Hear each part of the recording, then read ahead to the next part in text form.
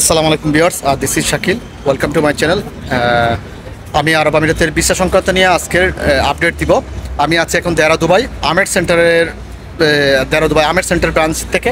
তো আপনারা যারা আরব আমিরাতের ভিসা ওপেন হয়েছে কিনা ওটা নিয়ে একটা ধোঁয়াশা তৈরি হয়েছে, কারণ আরব জানুয়ারির মাঝামাঝি এবং ফেব্রুয়ারির প্রথম দিকে কিন্তু ভিসা ওপেন হওয়ার কথা ছিল, কিন্তু আজকে পর্যন্ত 19 জানুয়ারি, আজকে রোববার, এখনও পর্যন্ত কিন্তু ভিসা ওপেন হয় না। কিন্তু বাংলাদেশের অনেক ট্রাভেল এজেন্সি, অনেক ইউটিউবার এখন পর্যন্ত আপনাদেরকে একটা ধোঁয়াশা সৃষ্টি করে দিয়েছে যে ভিসা ওপেন হয়েছে, এই ধরনের একটা বার্তা প্রেরণ করে মানুষের মধ্যে কনফিউশন সৃষ্টি করে দিয়েছে এবং অনেকের কাছ থেকে ভিসা দেওয়ার নাম করে টাকা কিন্তু হাতিয়ে নিচ্ছে। কিন্তু বিষয়টা সত্য নয়, ভিসা এখনও ওপেন হয় না, ভিসা টাইপিং হচ্ছে না, ট্রান্সফার হচ্ছে না, ঠিক আছে, ভিসা ট্রান্সফার হচ্ছে না।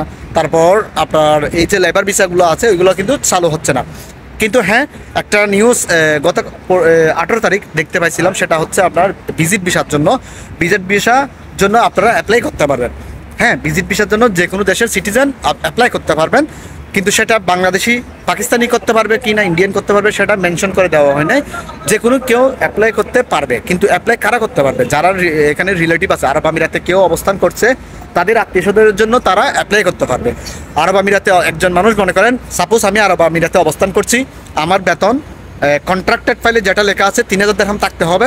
তারপর আমার যে স্টেজ, আমার প্রফেশন, একটা মানুষের এখানে জবের প্রফেশন থাকে, প্রফেশনের স্টেজটা হাই থাকতে হবে, ঠিক আছে, ফার্স্ট ক্লাস এবং সেকেন্ড ক্লাস ক্যাটাগরি হইতে হবে। অথবা যারা পার্টনার ভিসায় আছে তারাও কিন্তু তাদের ফ্যামিলিদেরকে, তাদের রিলেটিভকে, তাদের ফ্রেন্ডকে ভিসার জন্য অ্যাপ্রুভাল দিয়ে নিয়ে আসতে পারবে। আর 3 মাস এবং 60 ডেজ, 90 ডেজ ভিসার জন্য অ্যাপ্লাই করতে পারবে, 30 ডেজও বা অ্যাপ্লাই করতে পারবে। অ্যাপ্লাইটা যদি হয় তাহলে ভালো, আপনি আরব আমিরাতে আসতে পারবেন ভিজিট ভিসায়, ঠিক আছে। আবার আসার ক্ষেত্রে কিন্তু আপনি এখানে এই টিকিট কাটার সময় হোটেল বুকিং দিতে হবে, মাস্ট বি, সেটা হোটেল বুকিং দিতে হবে।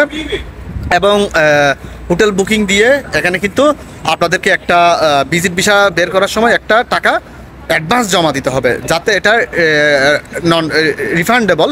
যদি আপনি এখানে ওভারস্টে হয়ে যান, 60 দিন থেকে যদি 90 দিন থেকে যদি বেশি থেকে যান, তাহলে এখানে আপনার ফাইন আসবে। এমনিস্ট্রি যে রিসেন্টলি যে এমনিস্ট্রি একটা দিছিল, সাধারণ ক্ষমা করছিল, সেই সাধারণ ক্ষমাটা পাবেন না, আপনাদেরকে তখন ফাইন দিতে হবে, এটা কঠোরভাবে, ঠিক আছে।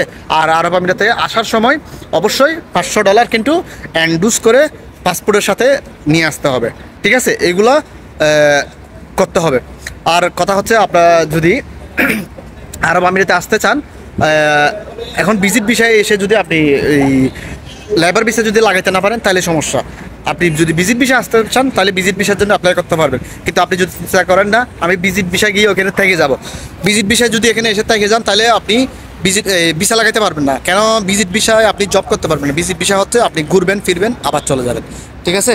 কিন্তু আপনি যদি লেবার ভিসা না খুলে, তাইলে আপনার সমস্যা, ভিসা লাগাইতে পারবেন না। আর যদি লেবার ভিসা আসতে চান তাহলে আপনাকে অপেক্ষা করতে হবে কখন লেবার ভিসা ওপেন হবে, ততক্ষণ পর্যন্ত। হ্যাঁ ভিউয়ার্স, আশা করি আমার ভিডিওটা বুঝতে পারছেন। আমি আমার যতটুকু সাধ্যমতো আমি আমার কথাগুলো বলতে পারি, আমি কোনো প্রফেশনাল না, ঠিক আছে। আমি আপনাদের জন্য ভিডিওগুলো বানাই, হয়তো আপনাদের ভালো লাগার জন্য লাগে কমেন্ট করেন, সেজন্য আমি আপনাদের জন্য ভিডিওগুলো বানাই। এই যে আমার ব্যাকগ্রাউন্ডে যেটা দেখতে পাচ্ছেন শাড়ি, আমের সেন্টারের নিউজগুলো কিন্তু অথেন্টিক। সো আপনারা সবসময় আমের সেন্টারের নিউজগুলো জানতে চাইবেন। এখানে আরব আমিরাতে যারা আছে তাদেরকে বলবেন আমের সেন্টারে এসে, আমের সেন্টারে এটা দেরা ব্রাঞ্চ, প্রত্যেক আরব আমিরাতের প্রত্যেকটি এই কী বলবো ইয়াতে এই এলাকাতে একটা আমের সেন্টার এরকম আছে, ঠিক আছে। আমের সেন্টারের নিউজগুলো কিন্তু অথেন্টিক।